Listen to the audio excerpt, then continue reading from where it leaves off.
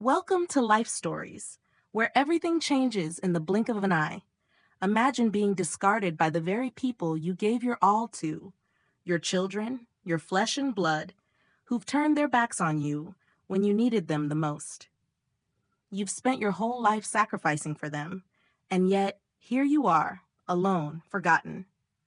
But what if everything you've lost can be found again? What if the moment they think they've broken you is actually the moment you realize how strong you truly are? This is the story of one woman's fight to reclaim her life, her dignity, and the love she thought she'd lost forever. Stick around, because what comes next will leave you questioning everything you thought you knew about family, forgiveness, and the power of starting over. Let's take a step into her world. Maggie Williams sat by the window, her fingers tracing the edge of the faded floral curtains. Outside, the world was alive with the bustle of the city, the sounds of cars rushing by, children laughing, and the occasional dog barking. Yet, all of it felt so distant to her now. The apartment that had once been a sanctuary, where laughter echoed, where love bloomed, and where her family had gathered for decades, was now a cage. A small, sterile room tucked away in a corner of the nursing home, surrounded by the smell of antiseptic and the hum of fluorescent lights. The world had moved on, but Maggie felt as if she had been left behind, abandoned by the very people she had given everything to. Her children, Lily, Ben, and Chris, had dropped her off here with a coldness that still stung. "It's for your own good, Mom," they'd said, their voices laced with feigned concern, their eyes avoiding hers, as if she were no longer even a person, just a burden. The last time they had visited, they'd barely looked at her, their smiles empty and forced. Ben, glued to his phone the entire time, had hardly acknowledged her. Lily, who used to hold her hand and tell her stories about the kids, now came only when she felt obligated. And Chris, her youngest, who had once been her little shadow, was the first to give her up. His quiet betrayal had shattered her heart more than anything. As the days passed, Maggie's bitterness began to fester. The quiet, the emptiness, the feeling of being erased, it gnawed at her. She had given up so much of herself for them. There were long nights of worrying about bills after George passed, the endless hours spent cooking meals, cleaning, and making sure her children had everything they needed. But now they had decided she was no longer worth the effort. She had spent decades in a home filled with love, but here everything was cold and impersonal. The other residents, elderly ghosts in cardigans, stared blankly at the television screens or drifted aimlessly through the halls, waiting for their next meal or the next bingo game. No one had time for stories, for laughter. It was just an endless cycle of waiting. But that morning, something shifted in Maggie. As she looked at her reflection in the window, her hand resting on the faded photo of George on her bedside table, she made a decision. She was not done yet. She would not die here, forgotten and ignored. No, Maggie Williams was stronger than that. She had fought for her family, for her children, and now she would fight for herself. It was then that she noticed her neighbor, Bev, leaning out of her door with a knowing smile. "You look like you've got a storm brewing in you, Maggie," she said, her voice low, conspiratorial. Judy and Clara were right behind her, the three women coming together in the dim hallway like old friends reunited by fate. Maggie hadn't spoken to them much, but there was something in their eyes, something familiar. They understood. "Storm brewing?" Maggie echoed, raising an eyebrow. "More like a hurricane." Bev chuckled, her laugh gravely from years of chain smoking, but there was a warmth to it. "We've been waiting for this day, Maggie. You're not the first one to try and break out of here. We've all been looking for a way out." Judy, the sharp-witted former lawyer, leaned in. "The question isn't how to get out. It's how to make them regret sending you here in the first place." That was when it clicked for Maggie. They were right. It wasn't just about escaping. It was about taking back what was hers, the home, the dignity, everything they had stolen from her without a second thought. "How do we start?" Maggie asked, her voice steady, her mind already racing. "We start with what you have," Clara said softly. "Start with your house. You still own it, right?" Maggie felt her heart skip a beat. The deed. Of course. She hadn't thought about it in years, but it was still in her file, the one she had locked away in her dresser, buried beneath layers of dust and memories. Her house, her home, still hers. The thought of selling it crossed her mind. Fast money, the kind that could set her free. But then it dawned on her. This wasn't about money. This was about control. This was about reclaiming the power she had lost. Bev's eyes sparkled. "We'll get it done, Maggie. We'll help you sell the house, but not just for money. We're going to make sure they never forget who you are." And just like that, Maggie's pulse quickened. She wasn't alone in this fight. These women, these fierce survivors, were going to help her take back everything she had lost. That night, Maggie lay awake, the soft ticking of the clock filling the silence. Her mind raced, torn between anger and excitement. What was she even doing? Was she really going to go through with it? Could she sell the house without them knowing? She thought of her children, her betrayal at their hands, the feeling of being tossed aside like yesterday's garbage. Her house, the one she had worked so hard for, was a symbol of everything she had built. Would she really sell it? And if she did, could she really leave it all behind? But then she thought of the feeling she had when she first entered this nursing home, the emptiness, the abandonment. She thought of all the women here, just waiting for life to end. She couldn't be one of them, not yet. She still had so much fight left in her. Tomorrow, Maggie would find out if she truly had the courage to reclaim her life. Do you believe in second chances, or is it too late once you've been discarded? What would you do if you found out everything you built, everything you sacrificed, was being taken from you without your consent? The next morning, Maggie made a decision. She wasn't just going to reclaim what was hers. She was going to burn it all down and rise from the ashes. And she would make sure they knew exactly who they had thrown away. Maggie's path to redemption was about to get much darker and more dangerous, but the fire in her heart had been reignited. What would happen when she faced the consequences of her rebellion, and would she be able to outsmart the ones who thought they had already won? Find out in part 2. The first few days after her decision to act felt like an electric charge buzzing through Maggie's veins. She could almost taste the freedom, a tangy, sharp sweetness that was both terrifying and exhilarating. The deed to her house, tucked away in the back of her dresser, was now the key to a door she was about to open. Every time she looked at it, her hands trembled with anticipation. The house that she had built with love and sweat, where every corner held a memory, her children's laughter, George's quiet presence in the kitchen, was now something more. It was her weapon. But with this weapon came a responsibility she wasn't ready for. The more she thought about it, the more her stomach churned. Could she really go through with this? Selling the house without telling her children? The betrayal from Lily, Ben, and Chris still felt raw in her chest. But in her mind, there was a growing question. Was this just revenge, or was it survival? Maggie knew it wasn't about the money. It wasn't about getting back at them for how they tossed her aside. It was about taking control, reclaiming her life. But the more she thought about the house, the walls that had once echoed with love, the more the guilt gnawed at her.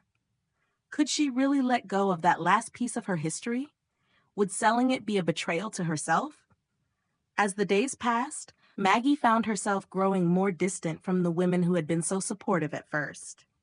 Ruth, with her sharp wit and even sharper tongue, had become a confidant, but Maggie couldn't shake the feeling that Ruth saw this whole plan as a game.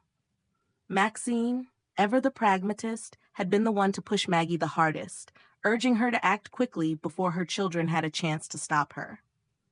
And Clara, who had been the quiet one, now seemed more eager to see the deed sold than Maggie was. The pressure mounted, each of them whispering in her ear, until Maggie was no longer sure of her own voice. It was during one of those late nights, sitting alone in the quiet of her room, that she heard the knock on the door. At first, she thought it was just the usual rustling of the building settling, but then there it was again, strong, purposeful, and rhythmic. When she opened the door, it wasn't Ruth or Maxine or anyone from the nursing home. It was Ella, her granddaughter. Maggie's heart skipped. "Ella?" she whispered, her voice catching in her throat. Her granddaughter stood there, a look of determination in her eyes, and the sound of her breathing felt louder than the world around them. "I need to talk to you," Ella said quietly, stepping inside before Maggie could say anything else. She glanced around the room, her expression clouded with concern. "Mom told me you're planning to sell the house." Maggie froze.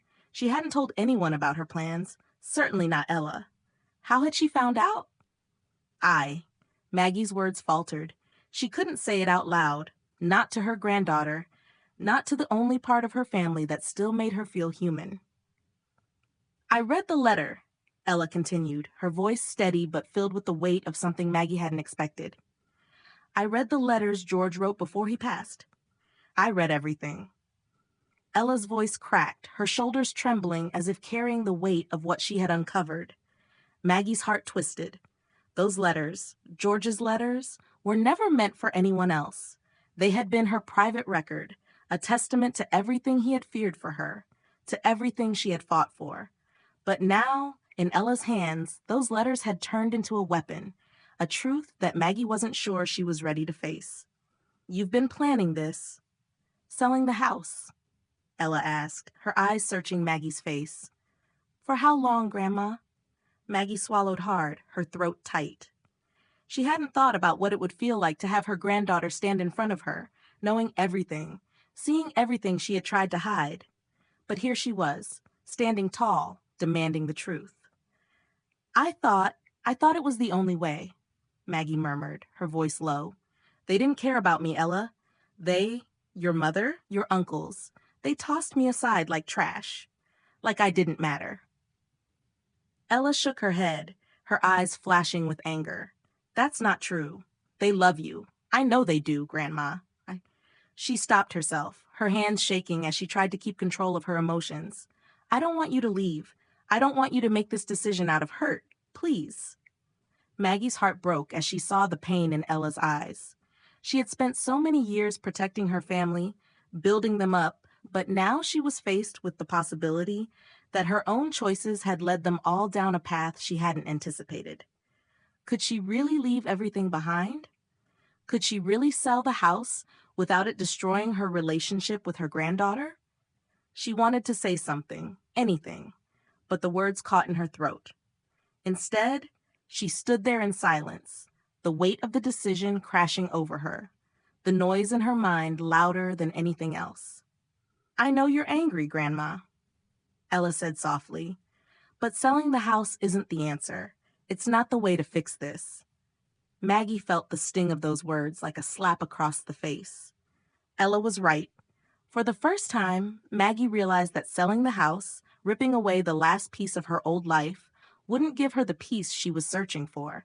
It would only create more holes, more empty spaces she couldn't fill. For a long moment, they just stood there, facing each other. Maggie's mind raced. She thought about all the ways she had been wronged, all the ways her children had betrayed her.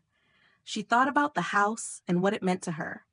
But most of all, she thought about Ella, the one person who still saw her as more than just a relic of the past, a burden to be discarded. "I'm sorry, Ella," Maggie whispered, her voice breaking. "I don't know what I was thinking." Ella moved toward her, wrapping her arms around Maggie. "It's okay. We can fix this. Together." Maggie clung to her granddaughter, the tears falling freely now. She realized that Ella was right. This wasn't about a house. It wasn't about revenge. It was about healing, about finding a way forward that didn't involve tearing apart everything she had ever known. But as they stood there, holding each other, Maggie knew that there was still one last step she had to take. She had to confront her children. She had to face the people who had discarded her and find a way to reclaim her family, her life, her future. How do you rebuild trust when the ones you love betray you? Is there any way back from a mistake so big that it threatens to tear everything apart? Maggie knew she wasn't done yet. Not by a long shot. The real fight was just beginning. Maggie stood at the edge of her family home, her fingers pressed lightly against the cold wrought iron gate. The house loomed in front of her, its once bright paint now faded and peeling, the roses that had once flourished in the front yard now withered, the swings hanging eerily still. It had been a week since her confrontation with Ella, and in that week, Maggie's heart had been torn between what she wanted to do and what she knew she had to do. The weight of it all had been suffocating. As she stood there, the wind stirring the autumn leaves around her feet, Maggie could hear the echo of George's voice in her mind, his gentle voice telling her to fight, to never give up, to stand up for what she believed in. But this wasn't the same fight. This was different. She hadn't come here to fight for the house anymore. The house, the place that had once held every cherished memory of her family, had become a symbol of everything that had gone wrong. Her children had taken that piece of her soul and shredded it, leaving her with nothing but the remnants of old dreams. But it wasn't the house she was fighting for. It was herself. She had spent her entire life giving everything to her children, to her family, never asking for anything in return. Now, after everything that had happened, Maggie realized something vital. It wasn't too late for her to take back what was rightfully hers: her life, her dignity, her strength. The sound of a car pulling up behind her snapped her from her thoughts. She turned, her heart suddenly racing as she saw Lily stepping out of the car, her face tight, her movements hesitant. Behind her, Ben and Chris lingered, their faces filled with shame and guilt. Maggie's chest tightened. She hadn't seen them in days, not since the argument that had nearly destroyed everything between them. Lily's voice was soft but firm. "Mom, we need to talk." Maggie took a deep breath, gathering her courage. "I've been waiting for you to say that." They walked together into the house, the tension between them palpable. The door creaked as they entered the living room, the space that had once felt so alive, so full of laughter, now an echo of the past. Maggie stood in the center, her heart pounding, but her voice steady. "I'm not going anywhere, Lily." Her daughter's face fell, the mask of control slipping for a moment. "Mom, please, we just want to help. This isn't about the house, it's about you. We thought we were doing what was best." Maggie's heart clenched. Doing what was best for me or for you? Lily flinched, and Maggie could see the tears welling up in her eyes. "I'm sorry, Mom. I never meant to hurt you. I just didn't know how to handle it. I couldn't watch you decline like that. I thought this place would be safer for you. I thought you'd be better off here." A bitter laugh escaped Maggie's lips, and she shook her head. "Safer? I've spent my whole life protecting you. All I ever did was give, and you took. You've taken so much from me. Not just the house, my trust, my love. You didn't care about me. You didn't care about how much I had to give. You just used me until I was no longer useful." Ben, who had been standing quietly by the door, stepped forward. "Mom, that's not true. We didn't mean for things to happen this way. We're not perfect, but we love you. We never meant to make you feel like you didn't matter." Chris looked away, his jaw tight.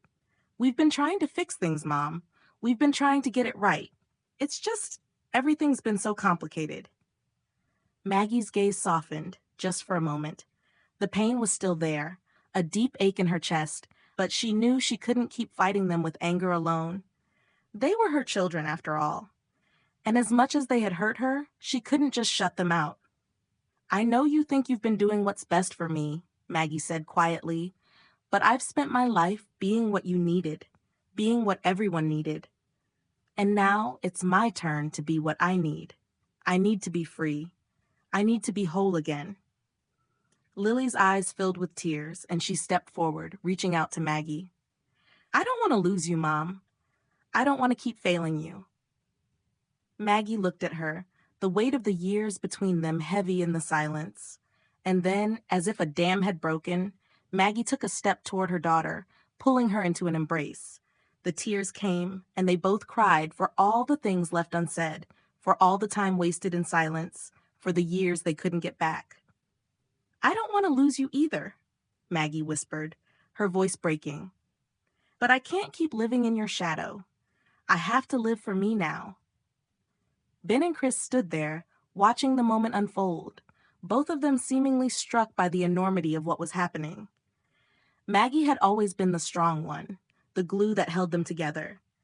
But now, as she let go of the past, as she took control of her future, they were beginning to realize that she wasn't just their mother anymore. She was someone more. The following weeks were filled with hard conversations, apologies, and reconciliations. But despite everything that had happened, despite the weight of betrayal still lingering between them, Maggie began to rebuild what had been broken. She had her foundation now, not just for herself, but for the women who had helped her find her strength again. And with Ella at her side, Maggie decided to open her own house, her own sanctuary for women like her.